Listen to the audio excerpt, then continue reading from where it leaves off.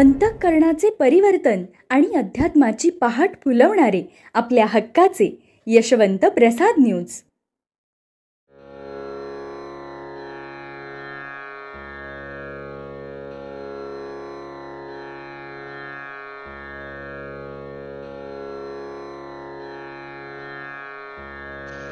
पुंडलिक वरदा हरिविठ्ठल श्री ज्ञानदेव तुकाराम पंढरीनाथ भगवान की जय.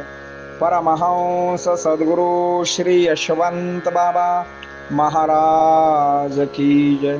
पार्वती पते हर हर हर महादेव हर. सज्जन हो, आज 27 सप्टेंबर.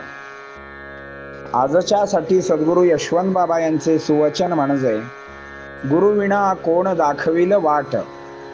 साधन वेगळे व साध्य वेगळे हा व्यवहारातील नियम झाला तसा तो परमार्थातही लागू पडतो.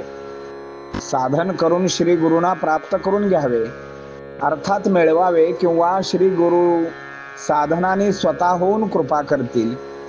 इथून खऱ्या अर्थाने आपल्या परमार्थाला प्रारंभ होतो. वाचलेले अनुभूती देणारे श्री गुरुच असतात. प्रत्येक गोष्टीचा अर्थ आणि अनुभूती ते देत असतात. केवळ साधनाने जे साधत नाही ते गुरु सहवासाने साधते. अवतारी संत आणि इतर संत यांच्यामध्ये हा फरक असतो. अवतारी संत हे ज्ञानेश्वर महाराजांसारखे किंवा समर्थांच्या सारखे असतात. सद्गुरु यशवंत बाबा महाराज यांच्यासारखे असतात. ते आपण होऊन येतात आणि आपले काम झाले की जातात, मग ते राहत नाहीत. चमत्कार करणे हे संत लक्षण नव्हे. चमत्कार सहजगत्या होतील तर होत. चमत्कार दाखवावा म्हणून संत चमत्कार करीत नाहीत. संतांची निंदा किंवा अपमान करू नये, त्यांची परीक्षाही पाहू नये. दुसऱ्याचे हित करावे, हितच चिंतावे. उत्तम हित नामा वाचून अन्य कशातही नाही, म्हणून अखंड भगवन नाम जपणे ही संत संगतच आहे. सद्विचार हा एक सुद्धा संत संगतच आहे.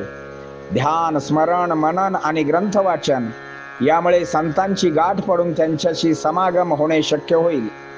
संत समागमात राहून विषय मागणे हे समागमाचे रहस्य नाही. एकुलत्या एका मुलाने व्यसनासाठी हट्ट धरला तर आई त्याला ते देईल का? जर तिने त्याचे व्यसन पूर्ण केले तर ती त्याची खरी आई नव्हेच. त्याप्रमाणे जो विषयाचे प्रेम देईल तो खरा संत नव्हे. संतांना विषयाचे प्रेम असत नाही.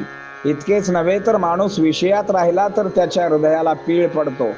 माळावर कित्येक वर्षापूर्वी पडलेले हाड कुत्रा चगळीत असतो. तो चगळताना त्याच्या हिरड्यातून ते हाड रक्त काढत असते.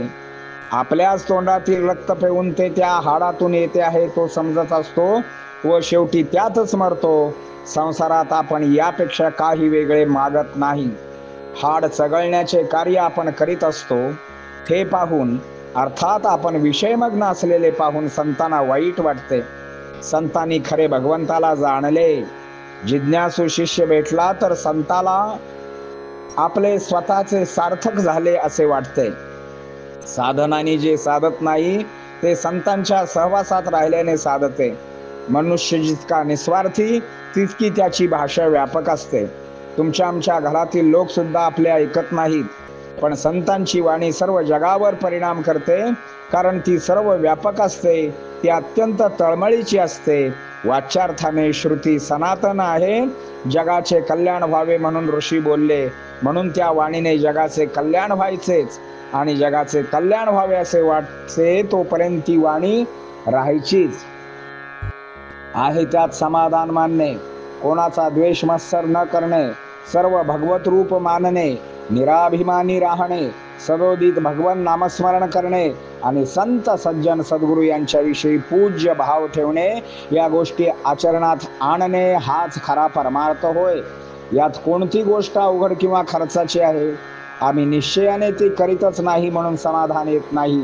या गोष्टीप्रमाणे आचरण ठेवले तर समाधान कल्पवृक्षाची बाग म्हणजे श्री गुरु नामस्मरण करणाऱ्या भक्तांची चिंता मी स्वतःकडे घेतो आणि भक्ताचे प्रारब्धही बदलतो, त्याचे महादोषही जाळून टाकतो. मग त्याला शत्रूचेच काय, काळाचेही भय उरत नाही.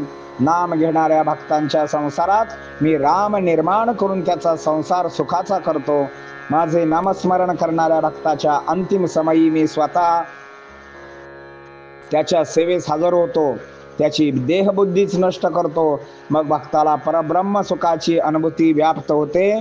भक्ताला पुन्हा पुन्हा जन्म घेत संसारातील सुखदुःखाच्या चक्राचा वारंवार सामना करावा लागत नाही. असा जन्मभर नामस्मरण करणारा भक्त भाग्यवानच. अशा श्रेष्ठ गुरुनाम घेणाऱ्या भक्ताला वंदन करावे. यशवंत हो, जयवंत हो, यशवंत हो, जयवंत हो, यशवंत हो, जयवंत हो.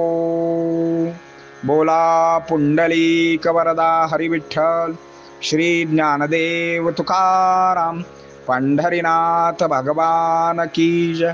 परमहंस सद्गुरु श्री यशवंत बाबा महाराज की जय.